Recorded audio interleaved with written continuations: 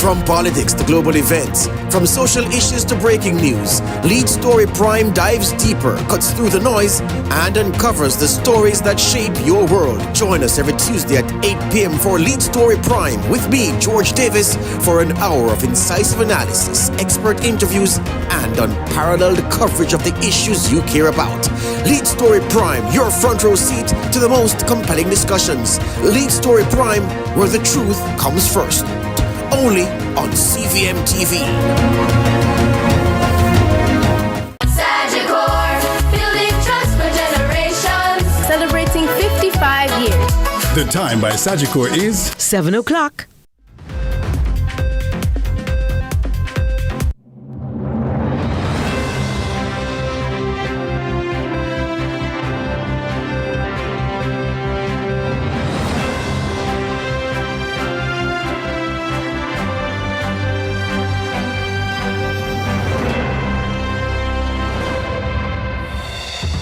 Tonight in CVM News at 7, Dr. Andrew Holness assumes chairmanship of CARICOM, launch of UWI Cybersecurity Lab Initiative, and Trinityville residents suffering water crisis.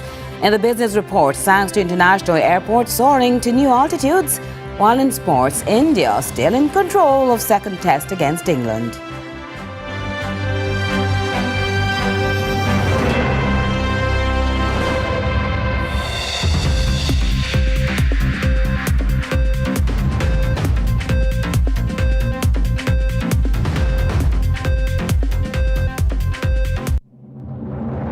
Hello from Kingston, Jamaica. This is CVM News for Friday, July 4, 2025. I'm Curlin Brown. Today is the 52nd anniversary of one of the oldest surviving regional organizations in the developing world, and Jamaica's Prime Minister Dr. Andrew Holness has, of July 1, assumed chairmanship of the Caribbean Community and Common Market CARICOM. Here is more in this report from Digicel Mills. As Jamaica prepares to host the 49th Heads of Government meeting of CARICOM in Montego Bay under the theme People, Partnership, Prosperity, Promoting a Secure and Sustainable Future, Prime Minister Dr. Andrew Holness says his chairmanship will focus on delivering a safer, more resilient and economically empowered region, as delegations from the remaining 14 CARICOM member states are expected to be in attendance for an occasion that will also include a high-profile Security Expo. Safety and security are the bedrock of stability and growth. Over the next 6 months, CARICOM will intensify its efforts to dismantle the criminal networks that threaten our communities and undermine the rule of law. We are declaring a war on criminal gangs and transnational organized crime with a clear message. Their illicit activities and acts of terror will not be tolerated. CARICOM's main role is to promote economic integration and partnership among its members. And while some may fear the potentially disruptive impact of AI, Dr. Holness highlighted the need to embrace and jump on board the global shift to digital technology, as it has the ability to drive economic growth, enhance public safety, and improve quality of life. We will work to ensure that AI and other emerging technologies are harnessed in ways that align with our values, promoting inclusion, fairness, and data privacy. This is not just about keeping pace with global trends, but more so about empowering our people to compete and thrive in the digital age. According to the CARICOM chairman for small islands and developing states, climate change, however, remains a top priority for a geographic space often on the end of severe weather-related disturbances that can destroy infrastructure and impact regional food security.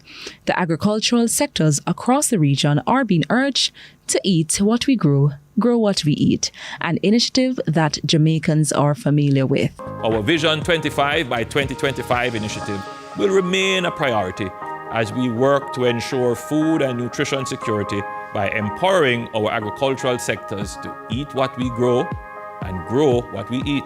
Dr. Holness adds that CARICOM will continue to press the international community to follow through on its climate finance commitments. Digicel Mills, CVM News. Months without a drop. That's the heartbreaking reality for residents in Trinityville, St. Thomas, who say they've been living without piped water for several months. They've now resorted to buying trucked water or using unsafe river sources. And that's taking a toll. Our reporter Akeem Oret has more. What we want? Water! What we want it? No! It has been months since clean water flowed through the pipes in Trinityville, St. Thomas, and with its absence, many depend on trucked deliveries instead. But that comes at a cost, one many cannot afford. For residents like Kimberly Thompson, it has become unbearable. This is a farming area. The economic condition is not so great. So imagine having to buy a drum of water for $600 while you have so many rivers in the area. Now residents have come out this morning because we want water in the pipes. We want running water in the homes. We want water that can take care of the domestic needs. People's National Party caretaker for the constituency, Hubert Williams, says enough is enough and is calling for immediate action and long-term change. We can't accept this anymore. 4 weeks, 5 weeks, 6 weeks, no water in the pipe. No water to drink, no water to cook, no water to wash clothes, no water to heave a flush toilet. My God, man, we can do better than that.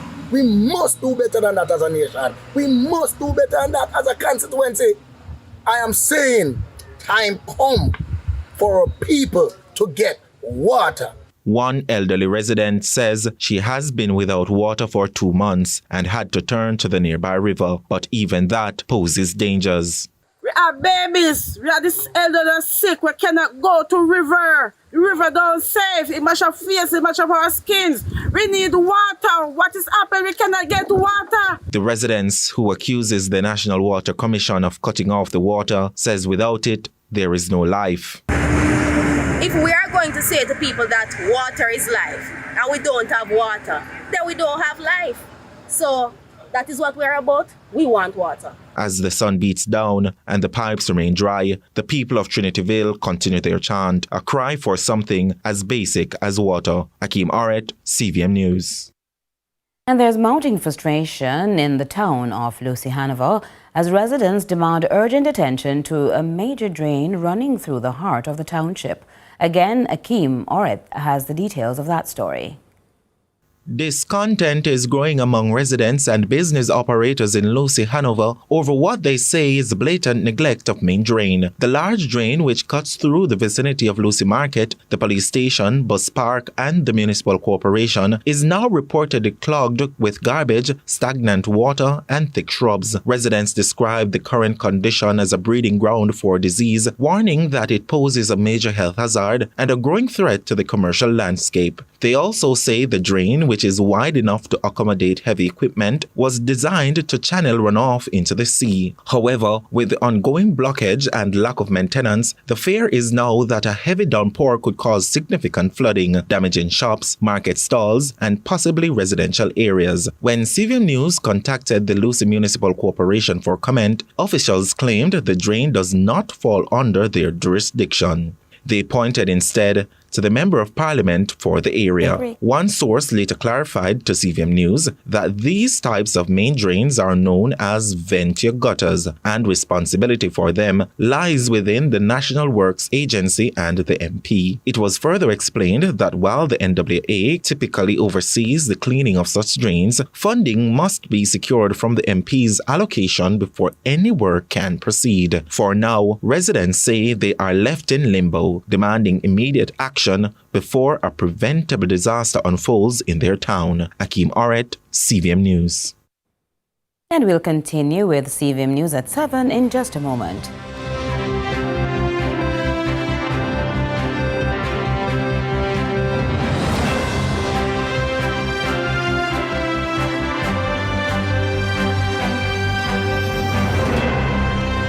Remix the summer with Digicel. 100 lucky winners win $100,000 each, plus surprises all summer. To enter, buy a SIM, 7-day plan or higher. Switch to Digicel. Be an active postpaid or Digicel Plus customer, or receive US $15 or more from abroad. Gift a friend a plan. They could win $25,000. Remix the summer with Digicel. Authorized under Section 58 of the Betting, Gaming and Lotteries Act. Promo ends September 15, 2025. Conditions apply. Visit DigicelJamaica.com for more info. Digicel, better connected this summer. Jamaica, let's spread the word around to let the world know that we are proud to be one republic. We are the road to republic. Well then, let's propel we nation, moving forward in a new direction. True independence, that's the projection. No more dependency, it's the best plan. Yes, we know what's best for us, cause we want we country prosperous. So make we just pull together as the general public while on the road to republic. Jamaica, let's spread the word around to let the world know that we are proud to be one republic. We are the road to republic. A message from the Ministry of Legal and Constitutional Affairs. We are the road to republic. At Flow, we understand your rhythm. That's why we're dedicated to building a network as resilient as you. With a team of familiar faces working every day to keep you on beat. You're at the heart of everything we do. And our commitment is to keep your rhythm flowing, no matter what.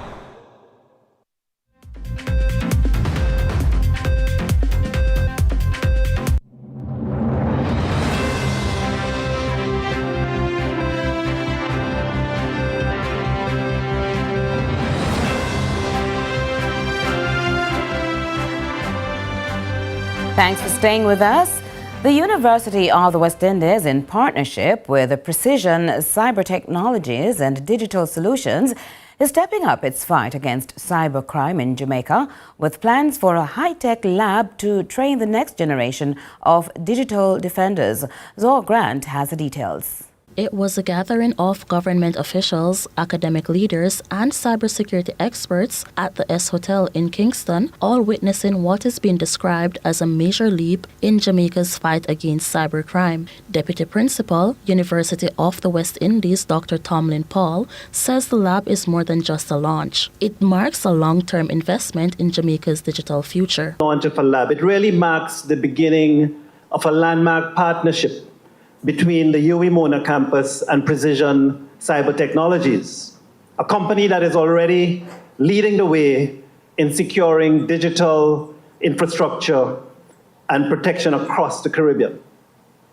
We are very proud to have this collaboration to build capacity, advance research, and safeguard the digital future of our people, our systems, our institutions, our economies.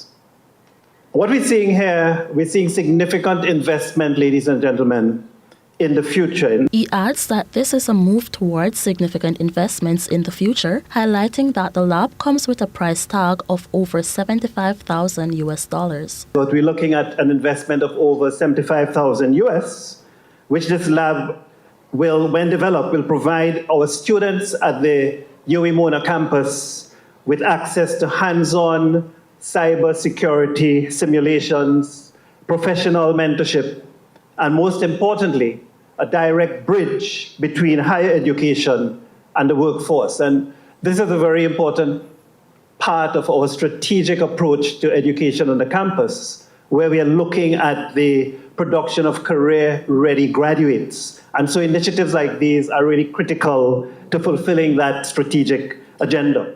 Senior Director, Information and Communications Technology in the Ministry of Education and Youth, Tyrone Anderson, noted that the ministry is actively pushing its digital transformation efforts. One major step being the integration of cybersecurity and digital citizenship into the school curriculum, starting as early as the primary level. As part of our broader digital transformation agenda, we have begun integrating cybersecurity and digital citizenship into the national curriculum. Starting at the primary level, we believe our children must grow up not just using technology, but understanding the importance of safety, privacy, and the ethics in the digital space. We are also empowering our educators through targeted professional development initiatives. Teachers and administrators are being trained in digital literacy, cybersecurity basics, and the prevention of cyberbullying. Zor Grant, CVM News. Jamaica recorded more than 4 million visitors to the island last year, and the Minister of Tourism, Edmund Bartlett, says the country generated an estimated $4.3 billion.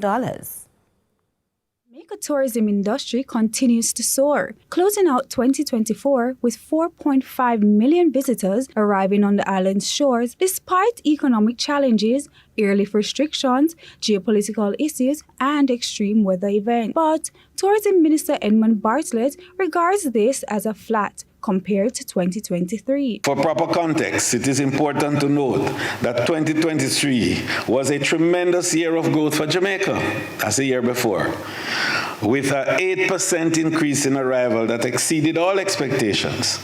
So against that high benchmark, our 2024 performance, while essentially was flat, demonstrates the underlying strength of our tourism product amidst considerable global headwinds. The minister says there are plans in place to expand the tourism industry, such as opening what he considers a new casino zone for Jamaica. Just here, a little way from us at Lilliput, we're going to break ground later in this month for a Moon Palace mega hotel, 33 stories. And beside it is where Hard Rock will be, and this is going to be the casino zone of Jamaica. He also promises to improve wealth creation and growth. By creating new legislation to encourage local entrepreneurs to meet the high demand of local goods and services. The ministry continues to expand its efforts to increase productivity, with Senator Delano Seabright appointed to leave the focus on increased linkages between the sector and wider economy. The Prime Minister and I have sat and discussed how do we enable a structural arrangement that will not only give confidence to the investors in the supply side, but will also provide a framework within which they can operate. Carla Ramdeen, CVM News. Some more news coming out of Lucy, Hannavo. This time, residents of Malcolm Heights will be benefiting from a renovated recreational facility. The construction features a sports field and a multi-purpose court. The construction was unveiled on Thursday. Healthy, happy community, it transforms into better workforce. A healthy community ensures a healthy workforce. That's the message from Chairman for the Destination Assurance Council, Richard Wallace, who addressed community members at the unveiling of the upgraded community recreational facility in Malcolm Heights, Hannavo. This construction is part of the Tourism Ministry's Spruce Up Jamaica project, aimed at revitalizing communities. Wallace explains this facility serves as a catalyst for health education. This project was identified as a critical space in need of rehabilitation, serving not only as a recreational hub, but as a driver of health, education, and economic development in the community. Ms. Davis emphasized that investing in spaces like this contributes directly to building resilient, vibrant, and healthy communities. This initiative is not just about physical upgrades. It's about creating safe, engaging environments that uplift our youth and strengthen community bonds. He's optimistic the Hannavo tourism workforce will benefit from facilities of this kind. He explains that prioritizing the well-being of Hannavo community members will help to sustain the Negril tourism product. Hannavo provides 16% of the over 12,000 workers to Negril. And so we are very much invested in the well-being and the,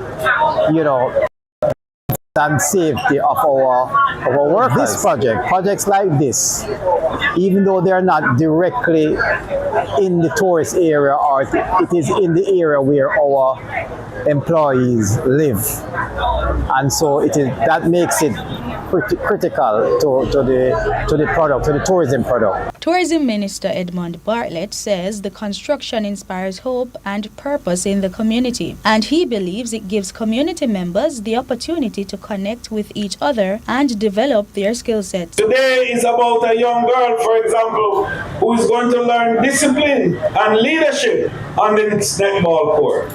It is about the young man who will come here to train not just his body, but his mind. It is about the grandparents who can't walk up here and watch a game, but can sit by and laugh and love and reconnect with their neighbors as they sit in the stands that are around the netball and volleyball court. Member of Parliament for Western Hannavo, Tamika Davis, describes the initiative as an investment in the welfare of young Hannavo residents. Daniela McLaughlin, CVM News. We'll be right back.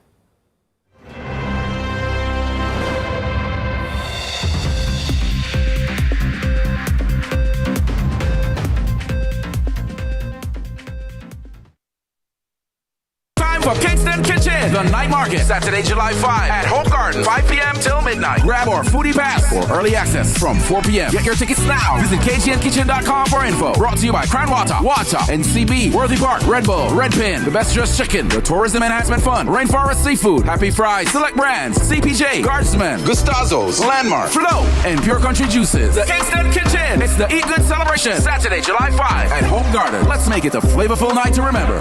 Quartz presents their 2025 appliance event. Be inspired at all Quartz stores nationwide. Save up to $50,000 on select appliances, plus free gifts with purchase. Buy a washer or get 20% off any dryer when you shop on cash or credit. Plus, shop now and pay later on 6 to 48 months credit. Be inspired at the Quartz 2025 appliance event, only at Quartz. Bringing value home. Offer ends July 24th. Conditions apply.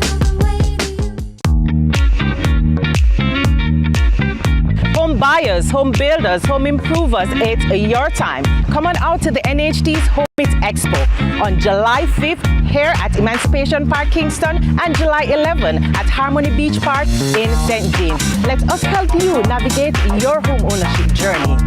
That's the NHT's Home It Expo this July. Let's help you get home.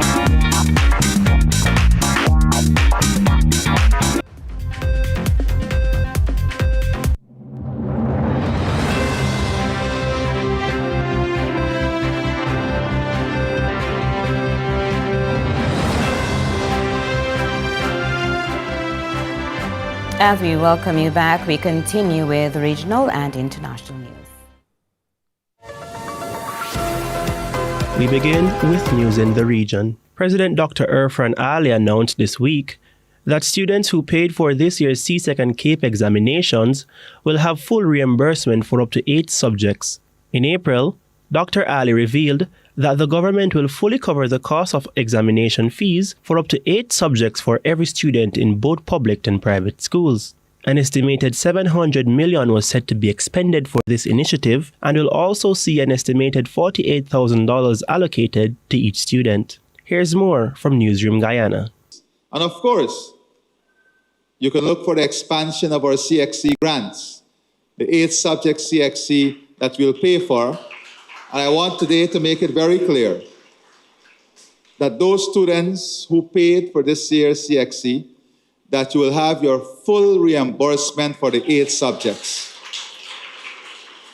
The full reimbursement for the 8 subjects. That is why when the minister said we just don't promise, we keep our commitment. That was a commitment I made, and we are keeping those commitments. The free university education, technical education, education in nursing. We want our young people to embrace these opportunities.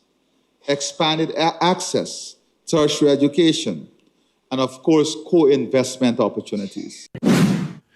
In St. Lucia, Prime Minister Philip J. Pierre has announced a sweeping value-added tax exemption on more than 70 essential food items, in a move aimed at easing the cost of living for St. Lucian households.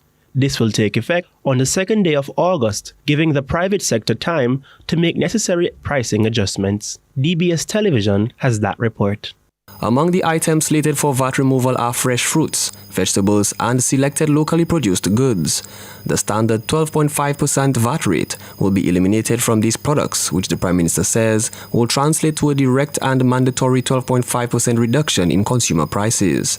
This is not a matter of whether prices can be reduced, they must be reduced, Prime Minister Pierre emphasized during an interview on Wednesday ahead of the House of Assembly meeting. We expect a reduction in the cost of at least 70 items, a reduction of 12.5%, which would have a meaningful impact on the cost of living and a meaningful impact on the ability of households to feed themselves.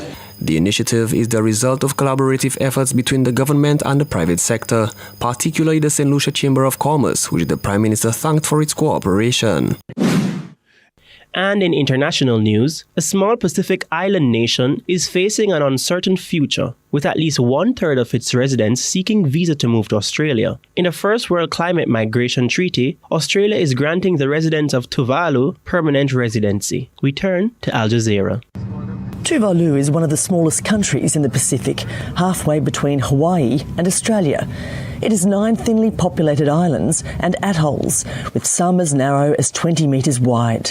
It's also sinking as rising sea levels threaten its future. It's not a fair situation from our end that we are facing the brutal impacts of this crisis that we contribute very little to. And what's endangered is our identity to our land, our identity as Tuvaluans, and the future of our children and our descendants. Australia has offered support to the island nation with the landmark climate migration deal. It's now offering visas to 280 Tuvalu citizens each year, granting permanent residency. 3,000 people have already entered the ballot in the first round. That's 1/3 of Tuvalu's population. Well, it means fairly obviously that a lot of people are interested in migrating, or at least moving. It means also that some people with skills will leave. And when you have a small country with less than 10,000 people, you're limited with the skills that you do have. So you can't afford to lose good people. That's it for regional and international news.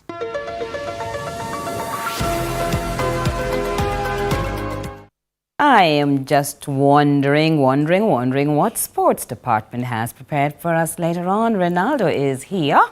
What's going on with you? Good evening, Caroline, and good evening to you, our viewers. So this evening, of course, right here at CVM Sports, we have a diverse sports package, as we do every single night. Oh, yeah. Tonight, we'll be also giving an update with the West Indies series against Australia. In football, some Reggae boys are currently on the move in the summer transfer window, and some of our under-12s in football are making their way over to Spain to participate in a very, very high-intensity competition. And of course, it's Friday, so we'll have our winner's edge, your favorite. Of course. We got to drink some soup. Stay where you are. We'll be right back.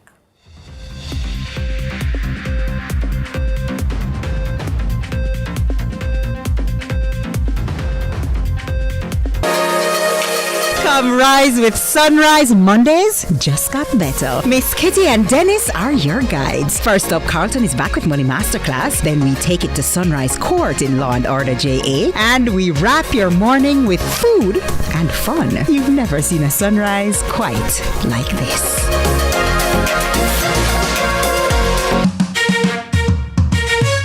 Our guest today has competed in 5 Olympic Games. I'm talking about Jamaica's most decorated swimmer.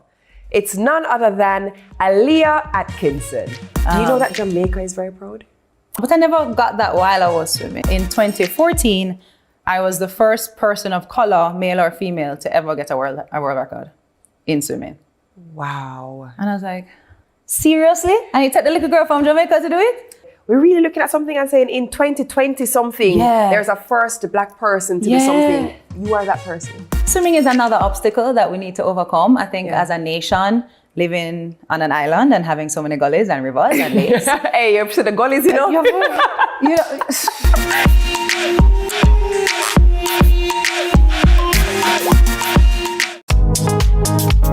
Attention registered voters! Remember to collect your renewed voter ID card before the upcoming general elections. If you registered to vote in 2016 or after and did not get your new ID card, it may have been automatically renewed. Simply visit your EOJ constituency office to collect your voter ID card. Contact the Electoral Office of Jamaica at 888-991-VOTE or 922-0425-9 for more information. Remix the summer with Digicel. 100 lucky winners win $100,000 each, plus surprises all summer. To enter, buy a SIM 7-day plan or higher. Switch to Digicel. Be an active postpaid or Digicel Plus customer, or receive US $15 or more from abroad. Gift a friend a plan. They could win $25,000. Remix the summer. Authorized under Section 58 of the Betting, Gaming and Lotteries Act. Promo ends September 15, 2025. Conditions apply. Visit DigicelJamaica.com for more info. Digicel, better connected this summer. 50 years of finger-licking good memories, yeah. The time by KFC is 7:30.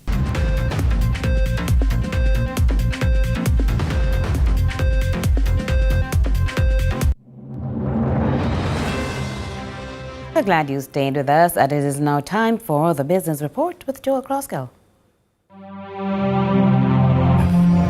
Lots to share with you in the Business Report today, with an update on the meaningful improvements and projects underway to strengthen Sangster International's position as the Caribbean's premier tourism destination airport. But first, a new landing relating to the domestic airways from CEO of MBJ Airports Limited, Shane Monroe. One exciting feature of this new service is the introduction of a domestic leg between Kingston and Montego Bay, and certainly that's something that the Jamaican aviation industry has not seen for a very long time. Transit times for motorists attempting to traverse the environs of the airport may also be improved with the addition of a new car park, as well as work being done on a new western access road. It's well on the way. We expect it to be completed close to the end of this year, but that adds a new entryway into the airport from Godfrey Dyer Boulevard. It's an alternate access to the main roundabout, and we're looking forward, certainly in the winter season when the traffic in Montego Bay increases, that we will have improved flow in and around Sangster International Airport.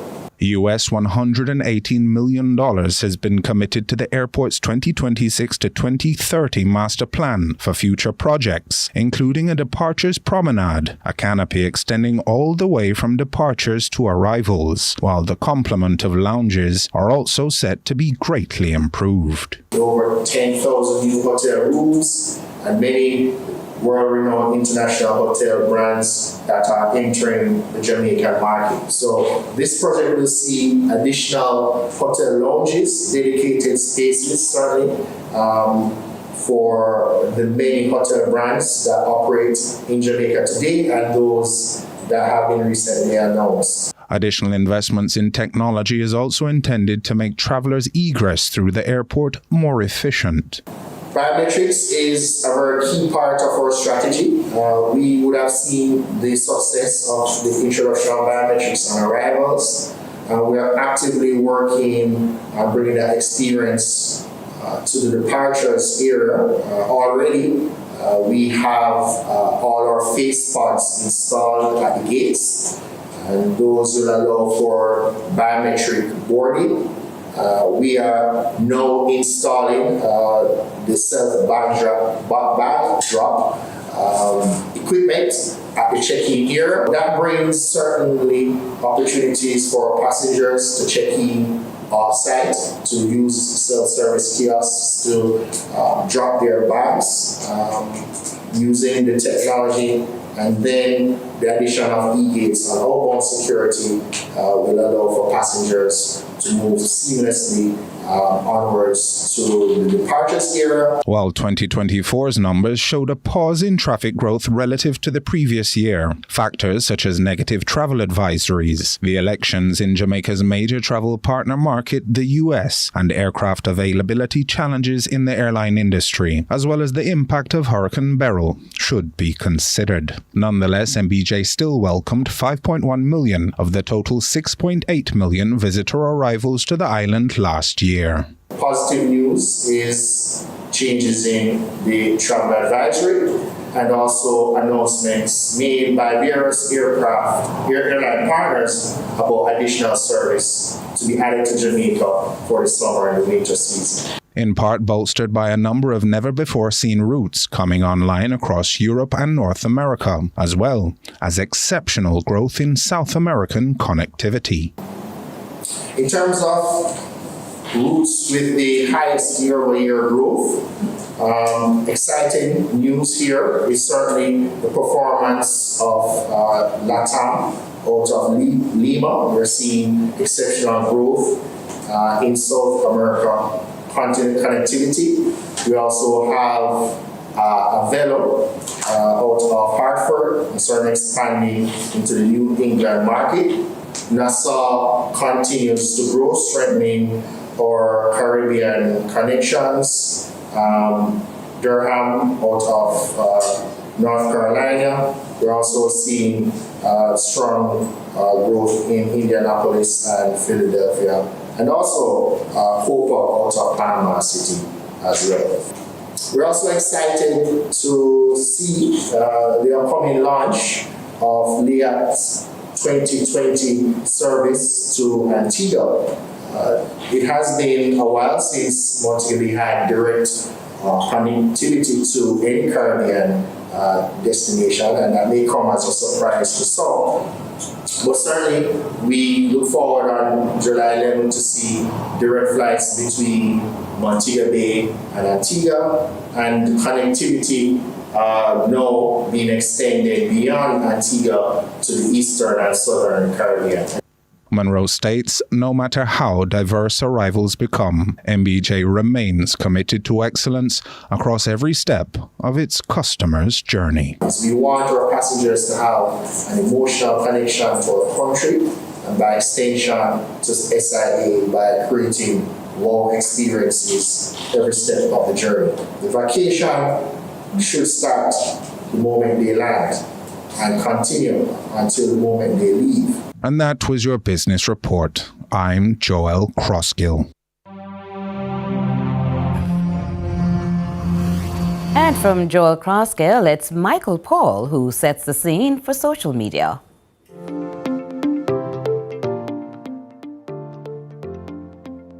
So, let's see what's the hot topic online today. Tragedy befell a family in Jamaica as 14-year-old U.S. citizen Tiana Sutherland was murdered at a relative's home in Blue Maho, St. Thomas, during her summer break. Here are some of your reactions. At One Alpha Shanti writes, I don't even know what to say. This is just heartbreaking. At The Untamed Feline shares, I want to know, what was the motive? At Gift Hand H Customization adds, all I know, the police force is working. Job well done, but the little girl, Jesus. R.I.P. little soldier. At Daily Q posts, this is very sad. I wish she had lived. She was very brave. The brave may fall, but never yield. R.I.P. brave girl. So sorry you had to go so soon. At Cavell W comments, this made my blood run cold. Such devastation, mighty God. At Leo Lewis Media says, mankind can be so unkind. Prayers up for the family and friends. And that's what's happening in our social media spaces today. Continue to share your thoughts with us on X at CVM TV and CVM_television on Instagram and Facebook. I'm Michael Paul. Ronaldo Adams will come back with your sports package in full.